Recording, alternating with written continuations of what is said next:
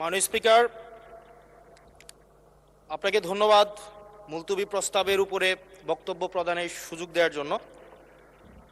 মাননীয় স্পিকার, কিছুক্ষণ আগে আমাদের সর্বশ্রদ্ধেয় মাননীয় সাংসদ আন্দালিব রহমান পার্থ যখন বক্তব্য দিচ্ছিলেন, উনি যখন বললেন যে সংবিধান যারা ছুঁড়ে ফেলতে চায় তাদেরকে স্বাধীনতা বিরোধীর সাথে উনি অ্যালাইন করলেন, ট্যাগ করলেন মাননীয় স্পিকার, এবং তখন ট্রেজারি বেঞ্চের সম্মানিত মাননীয় মন্ত্রী যারা ছিলেন তারা সেটাকে টেবিল চাপড়িয়ে সেটাকে সমর্থন দিলেন। মাননীয় স্পিকার, গণতন্ত্রের জন্য যিনি আপোষহীন লড়াই করে গিয়েছেন বেগম জিয়া, উনি বলেছিলেন যেদিন জনতার সরকার প্রতিষ্ঠিত হবে, যেদিন এই পার্লামেন্ট জনতার সরকারের কাছে যাবে, এদিন এই সংবিধানকে ছুঁড়ে ফেলা হবে।